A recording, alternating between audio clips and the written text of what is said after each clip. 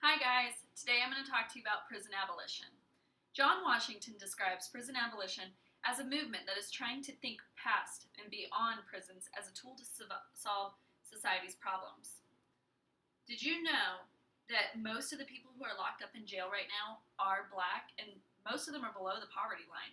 Did you also know that more than half of black adult women have at least one family member that's in the prison system? This tears families apart, and this is why a lot of people are turning towards the prison abolition movement. It helps steer people away from throwing everyone in jail and try to find different alternatives for them to reform or be better. So, over $1 trillion a year is spent on incarceration. That's a lot of money to be spent. And think of all the places that you could put that money to if you weren't putting it towards the jail and the prison systems. You could do a lot to help with housing for the homeless, which is a huge cause of a lot of people being thrown in jail. You can also use it for better rehabs for people that have problems with addiction and need help overcoming it. Another one is the poverty level. You can help give them more resources to help find a job and get the food that they need.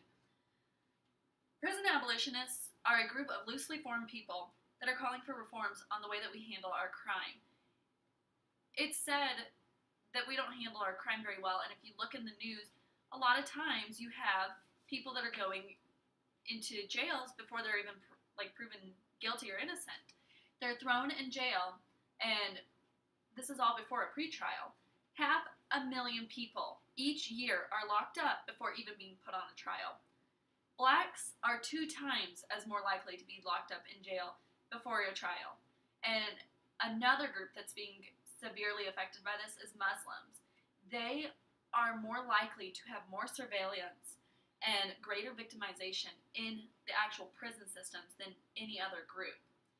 There's actually a group that tried to bring awareness to this called the Believers Bailout, or the BBO. They raised awareness during the month of Ramadan to help show everyone that you can get people out on bail by meeting one of the pillars of the faith in the Muslim community, which is zakat, which is taxing on wealth, and it can help set bail and cover the cost of the bail for the people who are poor and being locked up. When you're locked up, you can lose everything. You can lose your family, your house, yourself. There's nothing left. And so this is super important for a lot of the Muslims to reach out and bring awareness and tell the people, hey, you can reach one of the pillars of faith by helping out these people that need help and they can't do it themselves. There's 3 steps in the prison abolition setup.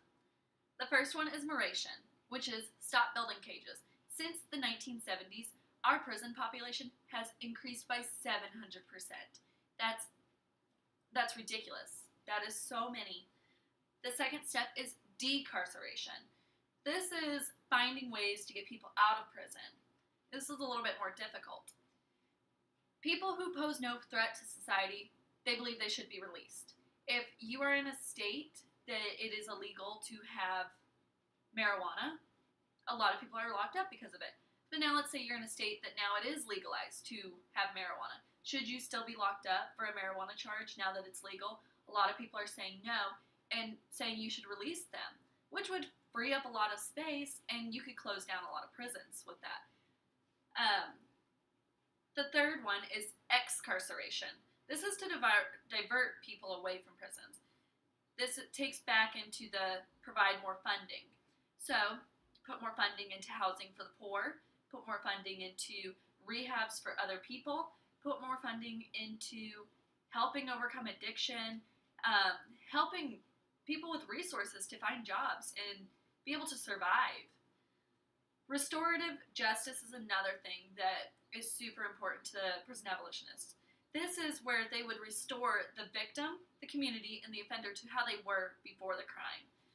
A little bit more harder one than restorative justice is transformation or transformative justice, which is just a step further beyond restorative. and you talk to the offender and ask them what led them to commit the crime. A lot of schools nowadays are actually implementing this into their curriculum and the way that the school's set up, and they're noticing a huge improvement in the behavior and outbursts of many children. So I think that if we can pull together, figure out a way to not just throw everyone into jail, but to help reform them and help them know, like, hey, that's not okay. Let's figure out what you should be doing. I think this would definitely help with our crime rate, and it would lower it a lot. Thank you for listening. I hope you learned something new about prison abolition. Thanks.